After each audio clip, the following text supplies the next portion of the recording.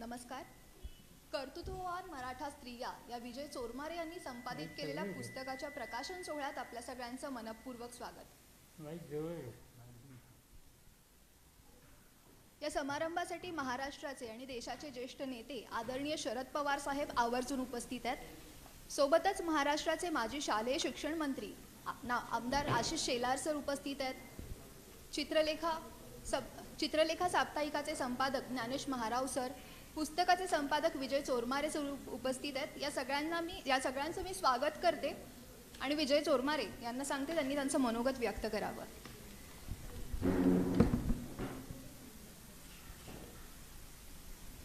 नमस्कार. कर्तृत्ववान मराठा स्त्रिया या पुस्तकाचं प्रकाशन आज होत आहे. खरं तर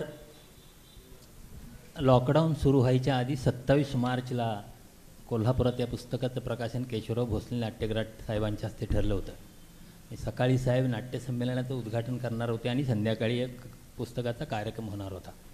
पण अचानक मार्चच्या पहिल्या दुसऱ्या आठवड्यातच सगळ्या घडामोडी घडल्या आणि सार्वजनिक कार्यक्रम बंद झाले आणि सगळंच ठप्प झालं. त्यात पुस्तकाचं कामही थांबलं आणि प्रकाशन समारंभही पुढे गेला.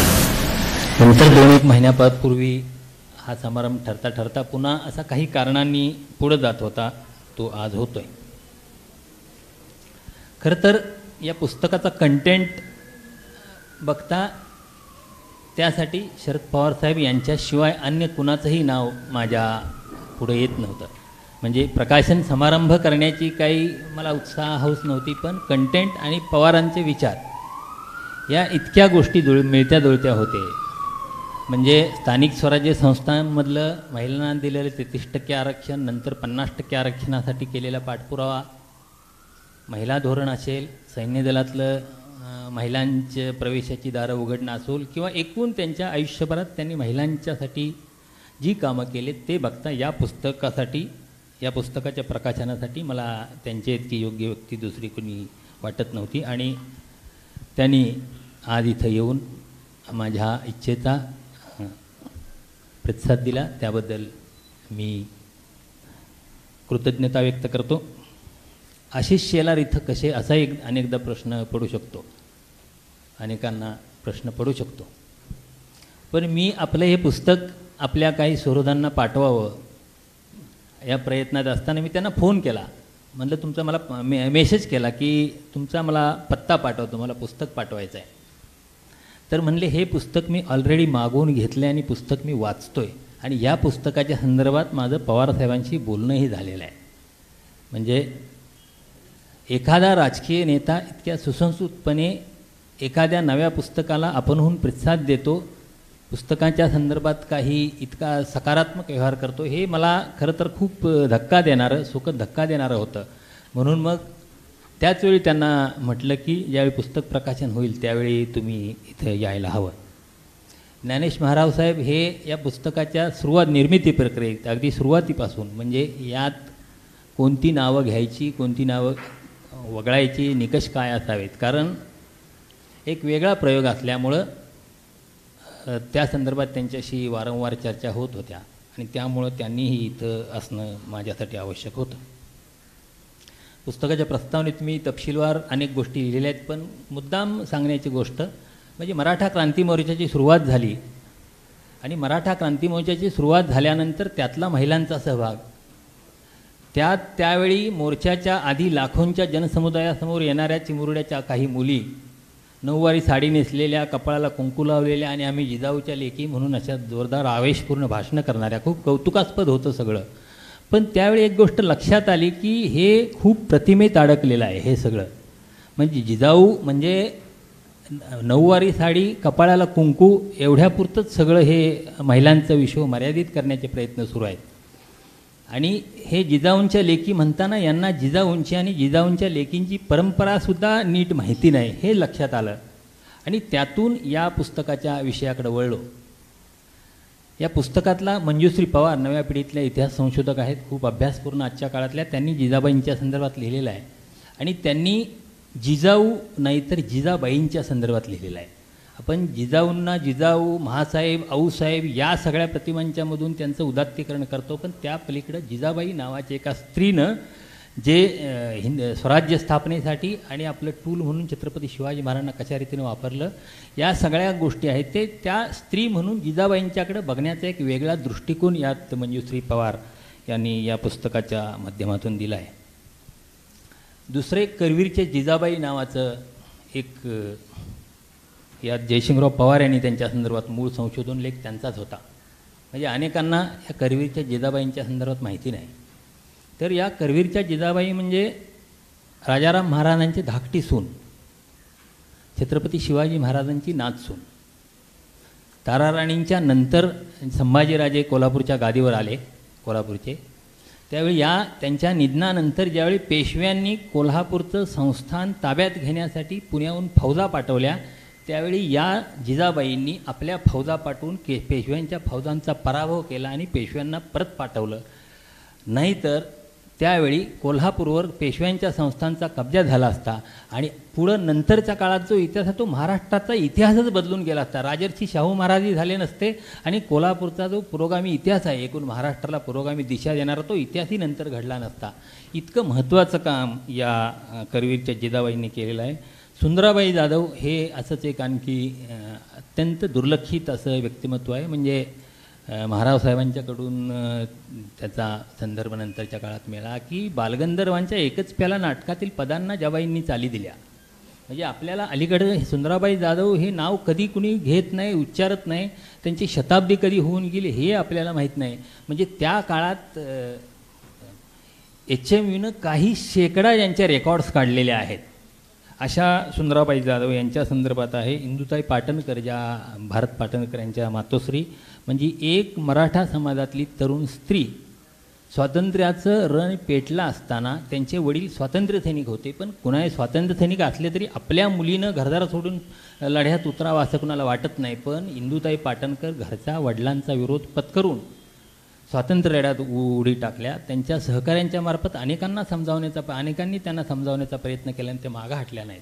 तर त्या इंदुताई पाटणकरांची यात गोष्ट आहे. शारदाबाई पवारांच्या संदर्भात खूप बोलता येण्यासारखं आहे. म्हणजे आजसुद्धा ज्यावेळी स्थानिक स्वराज्य संस्थेतल्या काम करणाऱ्या अनेक महिला जिथं पुरुषसत्ताक पद्धती दिसतं, त्यावेळी 1938च्या काळात शारदाबाई बारामतीहून पुण्याला साधारण 8-9 वर्षे सातत्यानं येत होत्या, बैठकांना हजेरी लावत होत्या. कधी पुणे स्टेशनला उतरून चालत यायच्या. एक मूल कडेवर असायचं, एक मूल पोटात असायचं. अशा परिस्थितीत ज्या बाईंनी त्या काळात काम केलं, एकूण सत्यशोधक विचाराची परंपरा मानून सत्यशोधक विचारधारेने काम केलं, शारदाबाई पवारांच्या संदर्भात आहे. विमलाबाई बागल आहेत. या पुस्तकातली एक ज्या नायिका आहेत त्यातल्या हौसाताई पाटील ह्या एकमेव हयात असलेल्या नायिका आहेत. जर कोल्हापूरला समारंभ होत होता तर त्यांनी यायचं कबूल केलं होतं, पण आताच्या काळात त्यांना त्रास द्यायची इच्छा झाली नाही. म्हणलं मुद्दाम त्यांना नको बोलवायला. पण असं हे सगळं आहे. सरोजिनी बाबरांच्या संदर्भातला एक डॉक्टर दत्ता भोसले यांनी लिहिलेला आहे. साहेब मुद्दाम त्याचा एक उल्लेख करतो.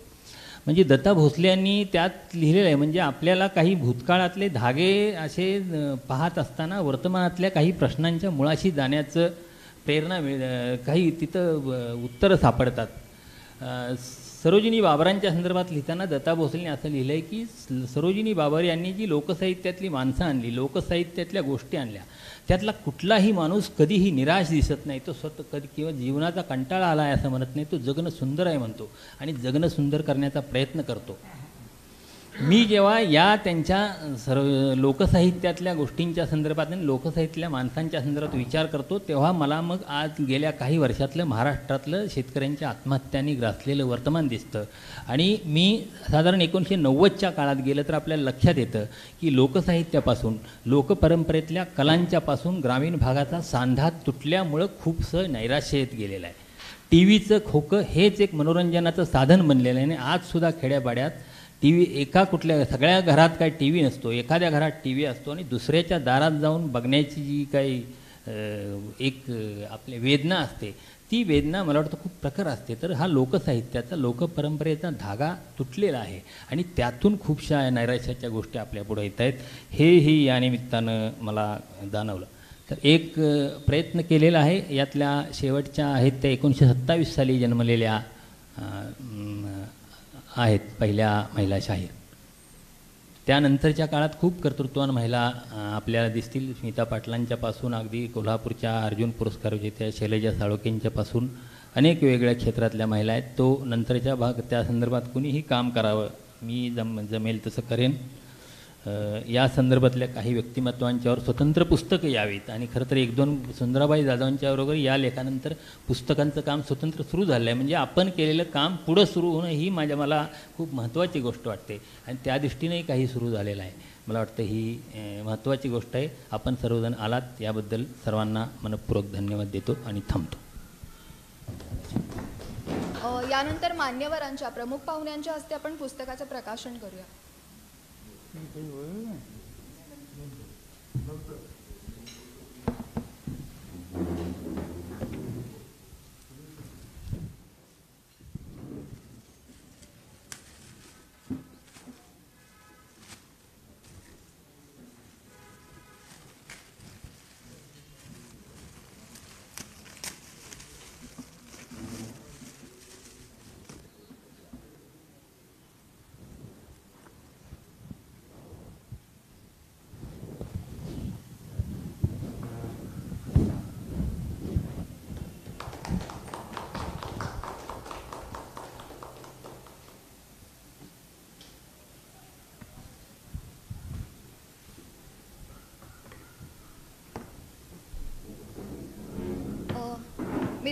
मी माननीय ज्ञानेश महाराव सरांना विनंती करते की त्यांनी त्यांचं मनोगत व्यक्त करावं. देशाचे नेते आदरणीय शरदचंद्रजी पवार साहेब, महाराष्ट्राचे भावी मुख्यमंत्री आशिष शेलार साहेब आणि ज्यांनी आज प्रकाशनाचा घाट घातला ते आमचे पत्रकार मित्र विजय चोरमारे साहेब. आजचं जे पुस्तक आहे मराठा समाजातील कर्तृत्ववान स्त्रिया, हे पुस्तक ज्या गोष्टीसाठी त्यांनी काढलं त्याला संदर्भ मराठा मोर्चाचा आहे. त्या मराठा मोर्चामध्ये ज्या मुली बोलत होत्या त्या साधारणपणे एक स्वाती नका ते वगळता बाकीच्यांना काही भान नव्हतं. लिहिलेल्या पोपटासारखा त्या भाषण करत होत्या. ती भाषणं कोणी लिहून दिली होती तीही मला माहिती आहे. साधारणपणे मराठ्यांची अशी सवयच असते की आपण कोणाला तरी बोलायला लावायचं आणि स्वतः नामानिराळं राहायचं. मला असं वाटतं आज जर मराठा कर्तृत्वाच्या स्त्री आपण जर सांगत असेल तर ह्या 3 वक्त्यांमध्ये एखादी स्त्री असली असती तर काय झालं बिघडलं नसतं. जरूर असायला पाहिजे होतं. कारण मला त्यावेळीसुद्धा वाटत होतं की या लहान लहान मुलींना काही आपण बोलायला सांगतो ह्याच्यापेक्षा मराठा स्त्रियांनाच का वाटत नाही की आपण काय बोलावं. अशा कर्तृत्ववान स्त्रिया काय मराठ्यांमध्ये नाहीत का? का सगळेच आपल्या घरामध्ये हळदी कुंकू मंगळागौर आणखीन सत्संग खेळत असतात का? असं मला तेव्हाही वाटलं. खरं जर मी लिहिलं असतं पुस्तक तर हे वेगळं असलं असतं. विजय चोरमारे आहेत ते त्या मानाने खूप सौम्य आहेत. आणखीन मला असं वाटतं की आपण आपल्याच समाजावरती प्रखरपर्यंत जोपर्यंत टीका करत नाही तोपर्यंत समाज कधी पुढे जाऊ शकणार नाही. ह्याच्यामध्ये ज्या व्यक्तिमत्व आहे त्यांनी माझं चर्चा केली, मार्गदर्शन घेतलं किंवा माहिती घेतली, ही गोष्ट खरी आहे. पण मला जे अपेक्षित होतं त्याच्यापेक्षा इतिहासामध्ये आपण जास्त अडकलेलो आहोत. 5 म्हणजे ताराबाई शिंदेनंतर खरा इतिहास सुरू होतो. पहिली जी 5 व्यक्तिमत्व आहेत ती राजघराण्यातली आहेत. त्यांचं ध्येय नक्की होतं की सत्ता आपल्याकडे राहिली पाहिजे. प्रश्न फक्त त्याच्यामध्ये एक टिप्पणी करायला हवी होती.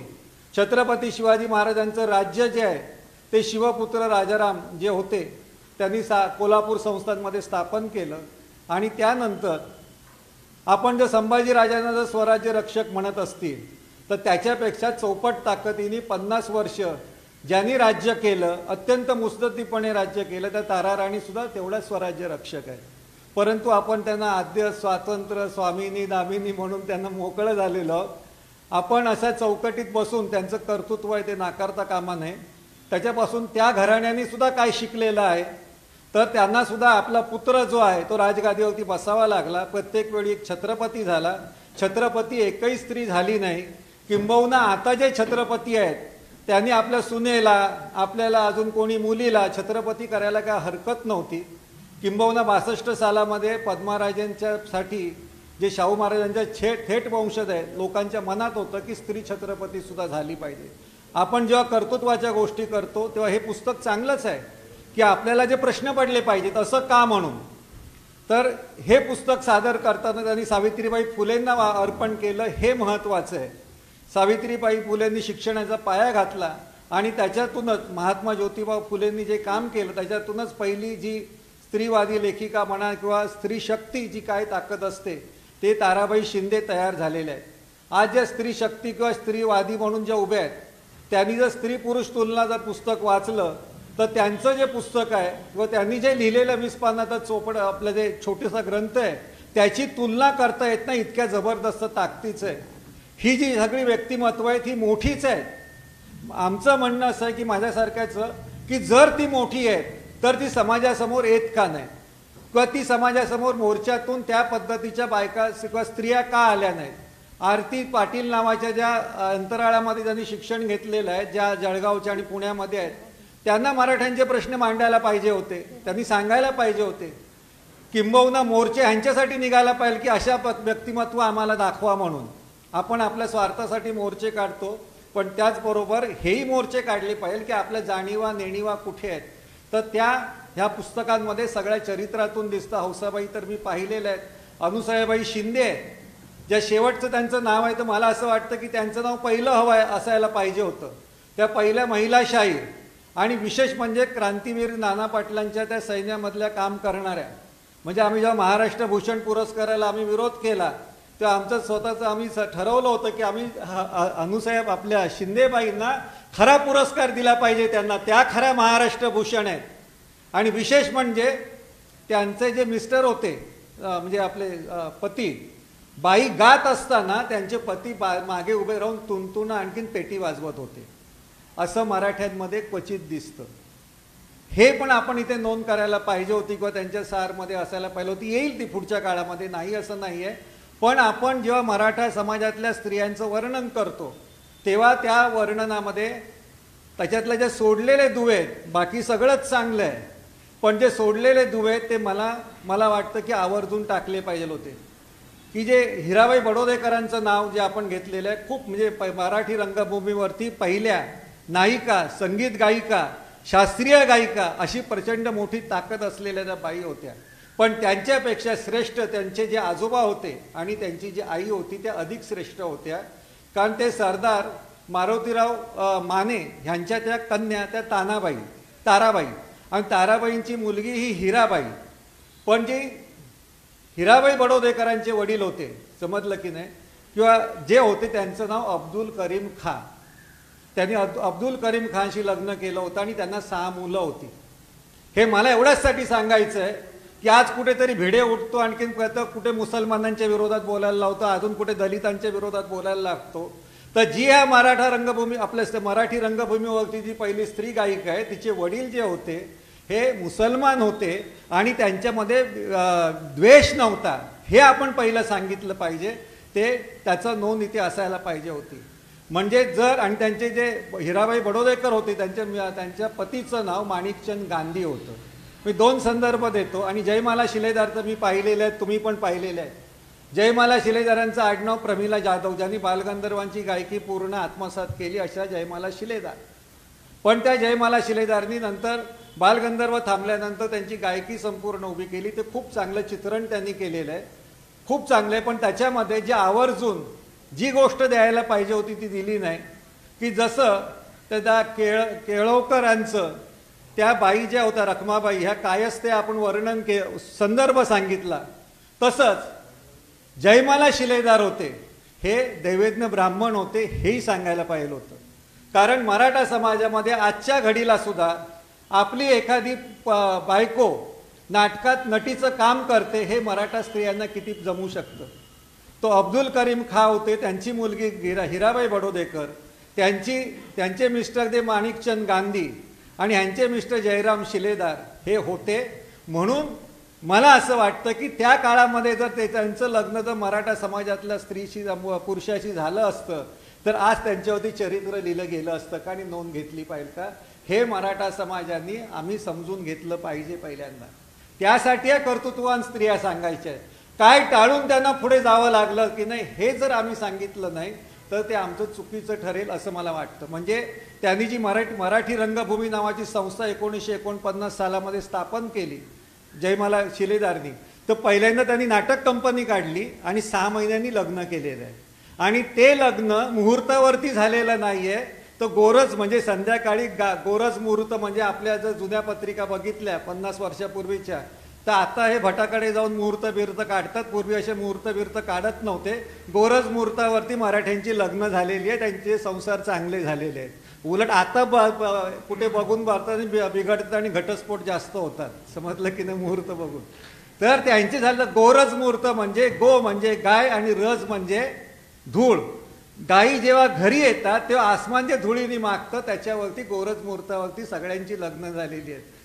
साहेबांचं पण तेव्हा तसंच झालेलं असणार, मला नाही वाटत पत्रिका बघून झालेलं असणार. ह्या सगळ्या गोष्टी आपण ह्या नोंदी मला वाटतं असायला हव्या होत्या. त्या सुटलेल्या म्हणजे आहे ते सगळंच चांगलं आहे, पण अजून ज्याला म्हणतो की आपण जर चांगल्या पद्धतीने देता आलं असतं तर आपल्याला अधिक चांगलं उत्तम झालं असतं. समोरच्या आज ज्या स्त्रिया ज्या आहेत त्या कर्मकांडामध्ये आणखीन सत्संगाच्या बाजारामध्ये गिराईक म्हणून अडकलेल्या आहे, त्या तुटण्याचं काम या स्त्रियांनी केलेलं आहे. सुंदराबाई जाधव ज्या आहेत त्यांचे वडील इथे कॉन्ट्रॅक्टर म्हणून दिलेले आहे, तर कॉन्ट्रॅक्टर नव्हते, गवंडी काम करणारे होते, समजलं की नाही. आणि त्यांचं गाणं किती चांगलं आहे जर बघायचं असेल तर माणूस नावाचा पिक्चर बघा जो यूट्यूबवरती आजही दिसतो. त्याच्यानंतर कोणते आपण म्हणतो ना यांचा स्वर्गीय आवाज आहे, त्यांचा अजून बाकीचा आवाज आहे, आवाज असतो. लता मंगेशकर गातात ते काही पेटीच्या बाहेर जाऊन गात नाही, त्या 7 सुरामध्ये आणि 2.5 सप्तकामध्येच गातात. पण आपल्याला ते स्वर्गीय आणखीन दैवी बिवी वाटतं, तसं नाही आहे. पण ह्या बाईंचं, अशिक्षित बाईंनी जे काम केलेलं आहे ते हिंदुस्थानी संगीतामध्ये खूप महत्त्वाचं काम आहे. जे बखले बुवा आणखीन मास्टर कृष्णरावांना वाटलं की ह्यांनी ह्या चाली दिल्या पाहिजे आणि तेवढी ती बाई ग्रेट होती. तुम्ही जर त्यांचं प्रभातचा जर पिक्चर बघितला, तो माणूस नावाचा, त्या शांताबाई हुबळीकरचे म्हणजे त्या शाहू मोडकांची आई झालेली आहे, ते गाणं जरूर ऐका. मन पापी भुला कौन इसे समज आहे. त्यांचा आवाज, त्यांची फेक अशी प्रचंड होती. ह्या अशा वेगवेगळ्या क्षेत्रातल्या बायकांचं ह्याच्यामध्ये समावेश आहे. उत्तम चांगलं उत्तम पद्धतीचं पुस्तक लिहिलेलं आहे. जे मी जे सांगितलं ते काही गोष्टी हव्या होत्या त्या पाहिजे. एक जी गोष्ट आहे ती मी काल आमच्या चोरमारेंशी पण मी बोललो की त्यांनी जे आद्य स्त्री म्हणून डॉक्टर कृष्णाबाईंचा उल्लेख केलेला आहे, तर त्यांची काय गफलत झाली मला माहिती नाही. परंतु आद्य स्त्री ज्या आहेत त्या आनंदीबाई जोशी या डॉक्टरी शिक्षण घेतलेलं आहे आणि रखमाबाई राऊत ज्यांच्यावरती पिक्चर निघाले, ज्यांच्यावरती इतर तपशील निघालेले आहेत, तर त्या ज्या आहेत त्या 1894ला झालेल्या डॉक्टर आहेत. मराठा समाजातल्या कदाचित ह्या पहिल्या असू शकतील, परंतु त्या पहिल्या डॉक्टरी केलेल्या नाही आहेत. त्या रखमाबाईचं चरित्र कुठे झाकोळलं जाऊ नये हे लक्षात घेण्यासाठी आपण जे कोण लिहिणारे आपल्या वसुधा पवार आहेत त्यांनी लक्षात घेतलं पाहिजे. तर असं पुस्तक आहे. असं पुस्तक खरं प्रकाशनाला माझ्यासारख्याला पवारसाहेब योग्य असतील, पण मी आहे की नाही मला माहिती नाही. पण मला असं वाटतं की आपण आपल्यातल्या चुकासुद्धा काही असेल किंवा उणीवा असतील त्या दूर केल्या पाहिजे पुढच्या ह्याच्यामध्ये. एक जे आहे ते शारदाबाई पवारांच्या संदर्भातलं वाक्य आहे, ते मी सांगतो. मला अजूनही कळत नाही की आपलं मराठेपण सांगताना इतरांचा आपल्याला आधार का घ्यावा लागतो. आज इतर समाजातली लोक आहेत त्यांना तसा आधार घ्यावा लागत नाही. सरोजिनी चव्हाण यांनी त्यांचं एक चरित्र, त्यांचं लेख लिहिलेलं आहे, त्याच्यामध्ये काही त्या संबंध नाही आहे. आधीचं वाक्य आहे की शारदाबाई ह्या घरगुती स्वरूपात त्यांचं कसं होतं, आलेल्या गेलेल्यांची त्या कशा चौकशी करायच्या. आबा जे होते ते त्यांना रावसाहेब किंवा पवारसाहेब असं बोलायचं. इथे तो पॅरेग्राफ संपला आहे आणि पुढचा पॅरेग्राफ 2 ओळीचाच आहे. त्याच्यामध्ये असं लिहिलेलं आहे की आबांचं आणि बाईंचं शिक्षण ब्राह्मणांच्या समावेश झाल्यामुळे ते मराठा जातीच्या जरी असल्या तरी संस्कार ब्राह्मणी आहेत आणि त्यांच्या मैत्रिणी या ब्राह्मण समाजाच्या होत्या. मला वाटतं मैत्री किंवा संस्कार हे जातीने ठरत नाही. आज आम्ही टी व्हीवरती सुद्धा ऐकतो, जाहीरपणे चर्चा करतो. आता खाण्याचा आणखीन जातीचा काही संबंध येतो का? परवा 4-5 दिवसापूर्वी आमच्याकडे एक आईनी माझ्या नवीन बाई ठेवली. तिने विचारलं की कसं तुमचं जेवण असतं? म्हटलं आमचं जेवण आमच्यासारखं असतं का, जे आपलं असतं तसं नाही. तुमच्याकडे ब्राह्मणी पद्धतीचं जेवण असतं का? तर मी थोडासा जरा स्ट्रेट फॉरवर्ड असल्याने म्हटलं की तुमचं ब्राह्मणी पद्धतीचं जेवण म्हणजे काय दररोज काही पिठाची गाय करून तळून काढतात काय? ब्राह्मणी पद्धतीचं जेवण जर सांगितलं ना तर रोज गाय कापावी लागेल. ब्राह्मणी पद्धतीचं जेवण, ब्राह्मणी पद्धतीच्या साड्या, हे कशाला थेरं पाहिजे? आणि पुढे त्याच्यानंतर त्यांनी असं लिहिलेलं आहे की सत्यशोधक समाजाने त्यांचं लग्न झालं आणि त्याच्यामध्ये ब्राह्मण पुरोहित न येता त्याच्यामध्ये मराठा पुरोहित होता. मला असं वाटतं त्यांचा संदर्भ सगळा चुकीचा आहे. महात्मा फुलेंनी लग्नविधी सांगितलं, त्याच्यामध्ये सांगितलं सर्व साक्ष जगतपती त्याला नकोच मध्यस्थी. सत्यशोधक चळवळीतलं मूळ ब्रीद असं होतं की देवळाला दार नको आणि देवाला दलाल नको. आमची लग्न आम्ही लावू, आम्हाला मध्यस्थ्यांची गरज नाहीये. हे सांगितलेलं असताना ओढून ताणून एखाद्यावरती, म्हणजे आम्हाला समजा उद्या चौथीला बापटबाई असेल तर मी म्हणायचं बापटबाई असल्यामुळे माझ्यावरती खूप चांगले ब्राह्मणी संस्कार झाले. आणि चौथीला समजा कांबळे गुरुजी असेल तर कुठली जात सांगायची हो, कोणाचे संस्कार झाले? संस्कार हे सूर्यासारखे स्वच्छ असतात, त्याला जातीचा इतर गोष्टी योग्य किंवा अयोग्य असू शकतात. मला असं वाटतं जेव्हा आपण समाजासमोर अशी चरित्र देतो त्यावेळी ह्याचं भान आपण ठेवलं पाहिजे. नाही तर मराठा मोर्चामध्ये जशा पोपटासारख्या मुली बोलणाऱ्या उभ्या राहिल्या तशा पिढ्याने पिढ्या तशाच उभ्या राहतील. पुढच्या काळामध्ये ह्या गोष्टी आपण टाळूया. थोडं जरी कठोर बोललो असलो तरी माझ्या स्वभावानुसार बरोबर आहे. तुमच्यासाठी जरा कदाचित वेगळं वाटलं असेल, फार तर पुढच्या वेळी बोलवू नका, काही फरक पडत नाही. ते काय आम्ही सगळे नडू आपली एक कमी, पण जोपर्यंत आपण ठळकपणे बोलत नाही, सांगत नाही, तोपर्यंत आंबे खा आणि पोरवा असं भिडे सांगत बसणार. तर हे धंदे आपल्याला सोडायचे असेल, गुलामी जर झटकायची असेल तर गुलामी अत्यंत ताकदीने झटकली पाहिजे. त्या झटकणाऱ्या सगळ्या स्त्रिया होत्या. म्हणजे त्यांचं जर संपूर्ण हे केलं तर त्या स्त्रियांचा नवरा मेला किंवा नवरा दुसऱ्या जातीतला होत्या म्हणून त्या उत्तम ताकदीने उभ्या राहायला ही वस्तुस्थिती आहे. हे मराठ्यांना आपण सांगितलं पाहिजे. नाहीतर 30% साहेबांनी 30% काय 50% पण जागा मराठ्यांसाठी आणखी स्त्रियांसाठी जरी सोडल्या, ते हळद कुंकू घालणं आणि बेमीपर्यंत मंगळसूत्र घालून दागिने घालून बाकीच्याला मिरवण्याच्यापेक्षा पलीकडे काय होणार नाही. मी ठामपणे त्यांनाही लोकांना त्या स्त्रियांना जाऊन सांगितलेलं आहे. आपण त्याच्यापेक्षा आपली उन्नती कशी झाली आणि आपल्या ज्या आधीच्या बायका होत्या, ताराबाई शिंदे असतील, अनुसूयाबाई शिर्के असतील, अनुसूयाबाई शिंदे शाहीर असतील, त्यांनी काय ताकदीने काम केलं आणि उभ्या राहिल्या, हे महत्त्वाचं आहे असं मला वाटतं.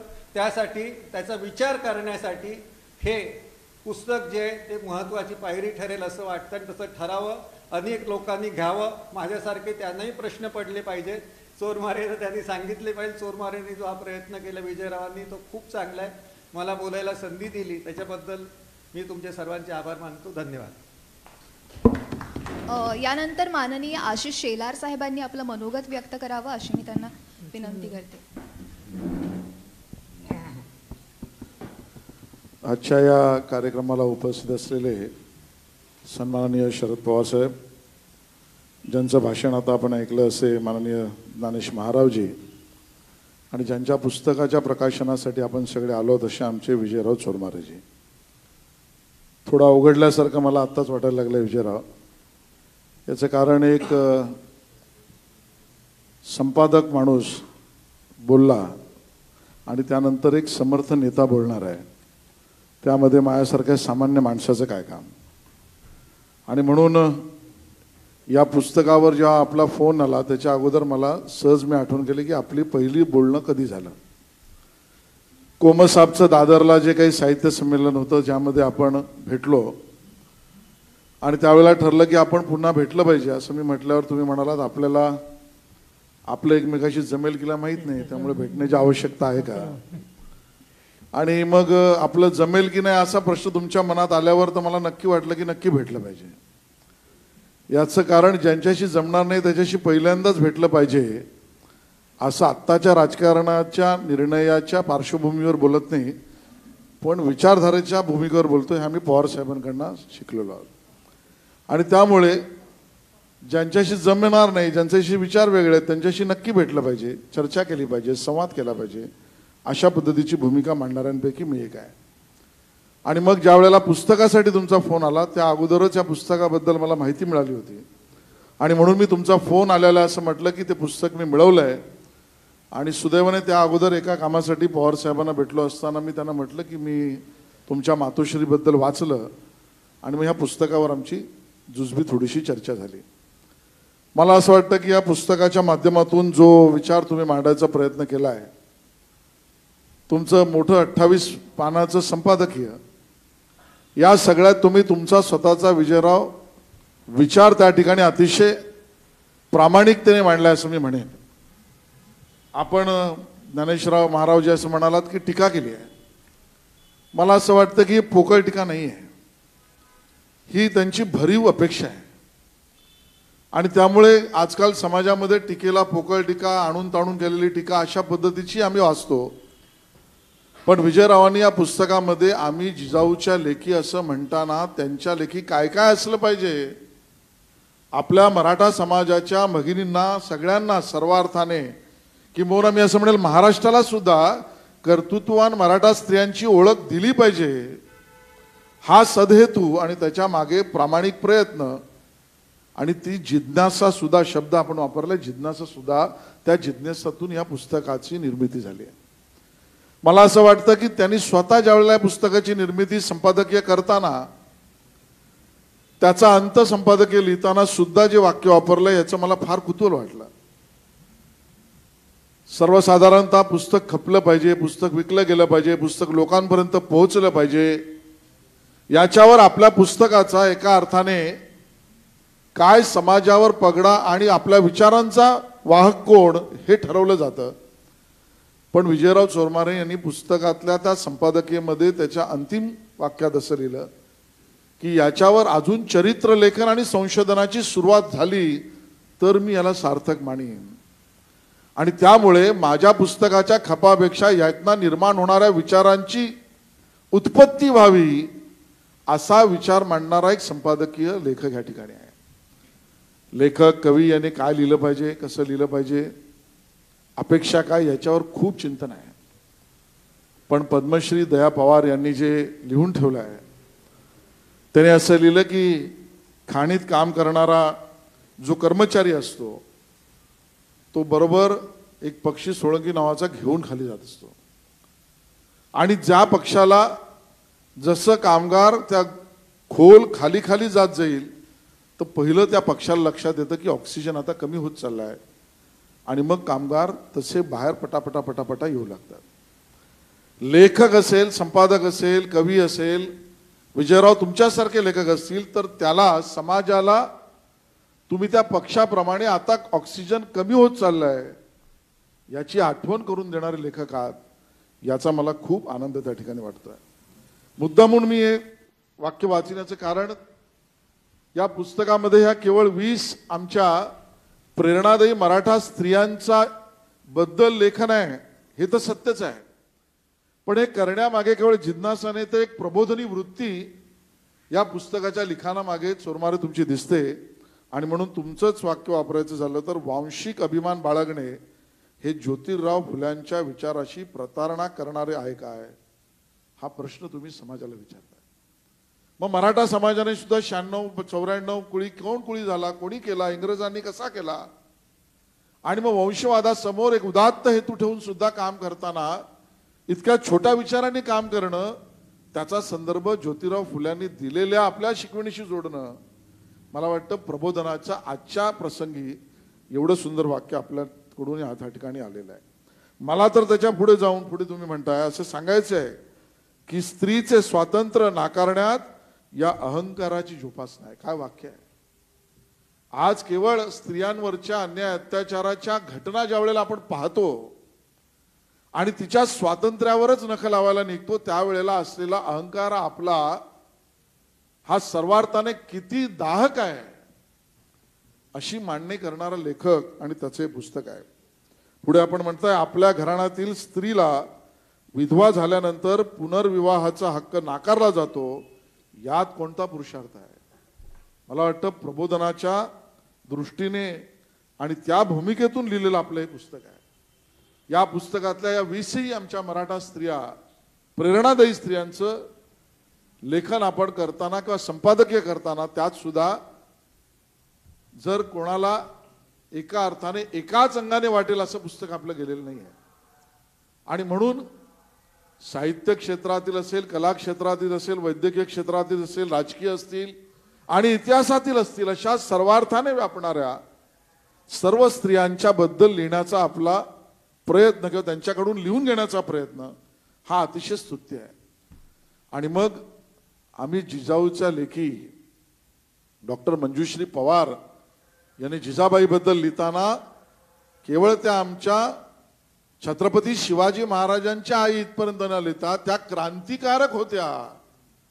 या क्रांतिकारक शब्दावर आपला जोर ज्या लेखातनं आलाय, मला वाटतं ती दिशा आजच्या सर्व स्त्री जातीला, मराठा स्त्रियांना तर नक्की, माझ्या पोटचं मूल मला बाळगायचं आणि तो मोठा झालेला पाहायचं इथपर्यंत न करता मला मुलूक बदलायचं आहे, हा विचार त्या ठिकाणी मांडणारं लेखन त्या ठिकाणी आपल्या मंजुश्रीताईंनी केलेलं आहे. विशेष रूपाने सरोजिनीताईंचं सुद्धा, येसूबाईंवरचं सुद्धा लिखाण अतिशय सुंदर आहे. आणि त्याचा संदर्भ देताना कुलावंत वाचवण्यासाठी केलेला संघर्ष, महाराणी ताराराणी यांनी 25 वर्ष केलेला संघर्ष, या सगळ्यातनं एक प्रेरणा देण्याचं काम या समाजाला, मराठा समाजाला तर नक्कीच आहे पण सर्व स्त्री जातीला आहे, अशा पद्धतीचं लिखाण आपण केलं आहे. मला या गोष्टीचाही आनंद वाटला कारण ज्याचा उल्लेख ज्ञानेश महारावजी आपण केलात, हे पुस्तक आपण क्रांतीज्योती सावित्रीबाई फुले यांना अर्पण केलं आहे. आणि त्यामुळे कोणी टीकाकाराला या पुस्तकातून केवळ एका जातीच्या प्रचार प्रस्तावासाठी आपण केला असा विचार कदाचित येऊ शकेल, त्याला छेद आपल्या प्रामाणिक प्रयत्नातून आपण केलात. आणि त्यामुळे पुस्तक सुद्धा आम्ही क्रांतीज्योती सावित्रीबाई फुले यांना अर्पित करतोय, या पद्धतीची भावना त्या ठिकाणी मांडली आहे. आणि म्हणून मला असं वाटतं की सर्वार्थाने पुस्तक वाचनीय तर आहेच, आपला संदर्भ ग्रंथ हा संदर्भ करणारा ग्रंथ पण झालेला आहे. पण याबरोबर या विषयावर एखाद्याने PhD करावी असा विषय सुद्धा तुम्ही या ठिकाणी दिलेला आहात. आणि सर्व लेखकांनी ज्या पद्धतीच्या लेख मला या ठिकाणी दिल्या आहेत, मला वाटतं ज्ञानेश महारावजी, आपण सगळेजण माननीय शरद पवार साहेबांना याची विनंती करू शकू की मुंबई विद्यापीठामध्ये या विषयावर सुद्धा संशोधन करून PhD मिळवणारा किंवा मिळवणारी ही आपल्या समाजातून जगभराला एक प्रेरणा देणाऱ्या विषयाचा संदर्भ ग्रंथ बनेल, अशा स्वरूपाचं त्या ठिकाणचं लिखाण आहे. पवार साहेबांना इतक्या मोठ्या पदावर, माझ्या दृष्टीने महाराव साहेब मोठ्या पदावर तर बरीच लोक बसले आहेत, पण मोठ्या मनाने मोठ्या पदावर बसलेले व्यक्ती या महाराष्ट्रात, मला तुलना कोणाशी करायची नाही पण खूप कमी लोक आहेत. आणि त्या मोठ्या मनाचे मोठे नेते असलेले माननीय पवार साहेब यांच्या या प्रवासाची जननी म्हणून शारदाबाईंबद्दल जे लिहिलं गेलं आहे ते सुद्धा एका अर्थाने सर्व समाजाला प्रेरणा देणार आहे. मला असं वाटतं असे प्रेरणादायी पुस्तक आज आपण लोकार्पण करतात, अतिशय योग्य समर्थ व्यक्ती आणि नेत्याच्या हस्ते करतायत आणि आमच्या सगळ्यांसाठी दिशादर्शन देणारा करताय. शेवटला संदर्भ पुन्हा अनचॅलेंज जाऊ नये म्हणून जर विषय मुख्यमंत्र्याचाच असेल तर पवार साहेब, कर्तृत्ववान मराठा स्त्री एखादी महाराष्ट्राची मुख्यमंत्री व्हावी अशी अपेक्षा बाळगणारा समाजातला मोठा वर्ग आहे, त्यात माझ्यासारख्या माणसाचं सुद्धा समर्थन 100% असू शकतं. एवढ्यावरच तो संदर्भ चॅलेंज करून थांबवतो. आपल्या सगळ्यांनी मला बोलायला संधी दिलीत त्याबद्दल धन्यवाद. जय हिंद, जय महाराष्ट्र.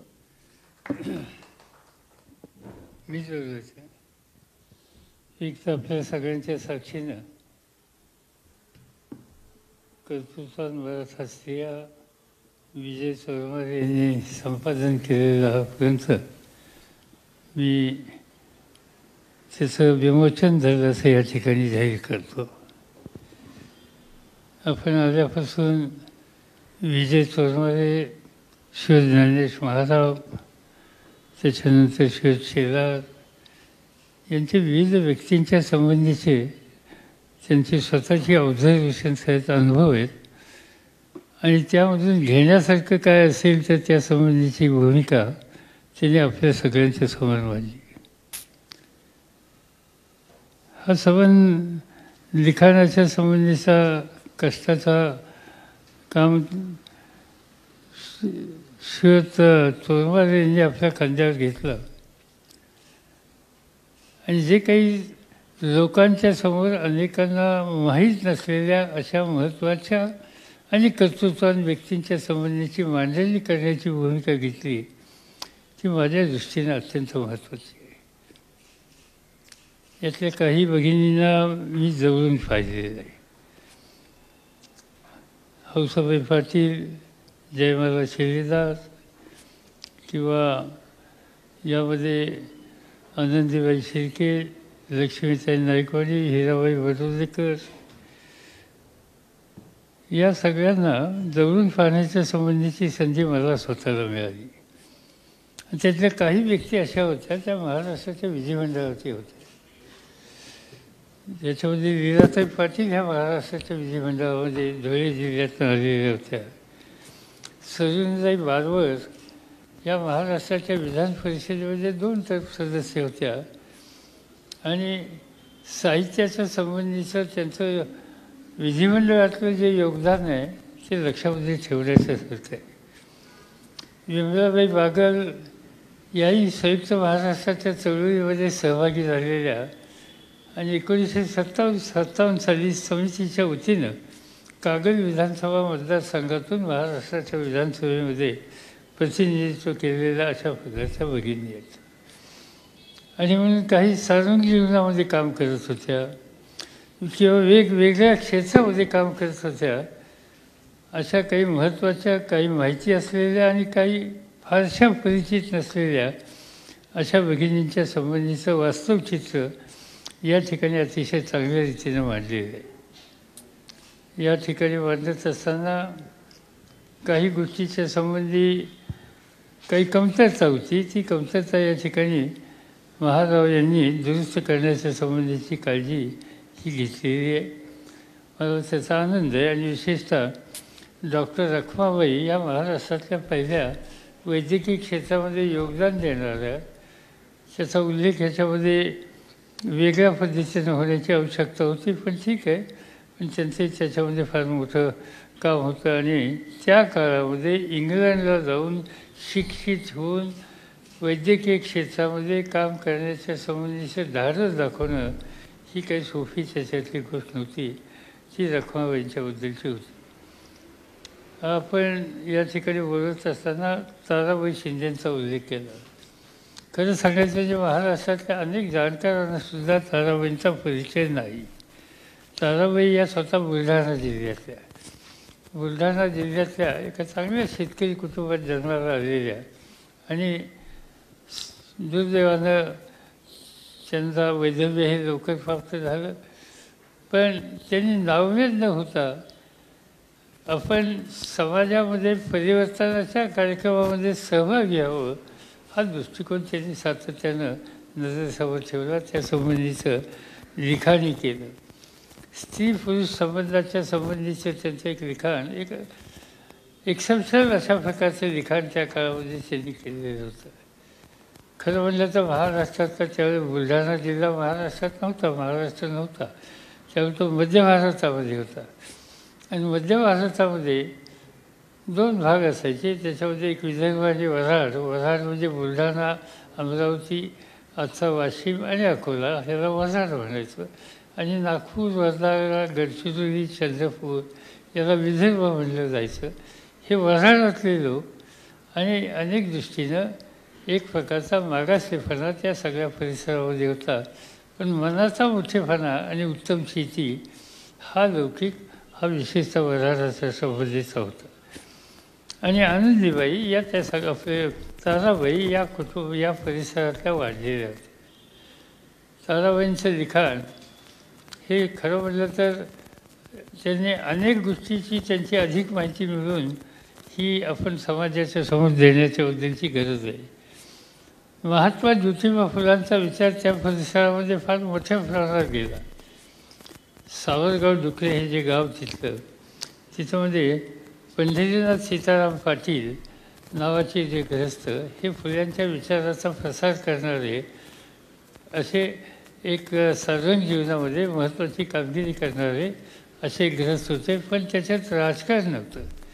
त्यावेळेला राष्ट्रपतींच्याकडून संसदेमध्ये घेतलेल्या जाणाऱ्या व्यक्तींच्यामध्ये पंढरीनाथ सीताराम पाटील यांचा उल्लेख केलेला जातो. पंढरीनाथ सीताराम पाटील, संतोषराव पाटील आणि ताराबाईंचे वडील ही सगळे एकत्रितपणानं फुल्यांचा विचार हा समाजाच्या समोर मांडण्याच्या संबंधीची भूमिका घेणारे आणि अशी पार्श्वभूमी ज्या घरामध्ये आहे त्यामध्ये ताराबाई शिंदे या जन्माला आल्या आणि हा आपल्या कुटुंबियांचा विचाराचा वारसा घेऊन त्या संबंधीचं एक समाजामध्ये जनमत तयार करण्याच्या संबंधीची कामगिरी ही त्यांनी अखंडपणाने केली. आणि म्हणून मला अतिशय आनंद झाला त्याच्यामध्ये त्यांच्या संबंधीचं, कारण फार लोकांना माहिती नाही. मी कधी त्या भागात जातो त्यावेळेला काही जुन्या आठवणी निघतात, पण आपल्याकडे काही समज आहेत, गैरसमज आहे. आपल्याकडे एक समज आहे की विद्वत्ता आणि या सगळ्याचा संबंधीचा सगळा ठेका हा मुंबई फुलेकरांनी घेतलेला आहे आणि त्यामुळे साहजिकच बुलढाणा वगैरे या सगळ्या परिसरामध्ये विद्वत्ता असलेले जाणकार अनेक असल्याच्या नंतरसुद्धा त्याची नोंद फारशी घेतली जात नाही. ती या ठिकाणी या पुस्तकाच्या रूपाने घेतली जाते, घेतली गेली याचा मला मनापासूनचा आनंद आहे. मी काय अधिक बोलण्याच्यासाठी या ठिकाणी उभा नाही. हे अतिशय चांगल्या प्रकारचं पुस्तक या ठिकाणी लिहिलं, त्याच्यातल्या ज्या कमतरता त्या दुरुस्त करून त्या पुढच्या सुधारित आवृत्तीमध्ये त्याची खबरदारी घेण्याच्याबद्दलची कारवाई ही चोरवार यांच्याकडनं होईल याची मला पूर्ण खात्री आहे. तुम्हा सगळ्यांच्या वतीनं याचं प्रकाशन झालं असं या ठिकाणी मी जाहीर करतो आणि अधिक न बोलता आपल्या सगळ्यांची रजा घेईल.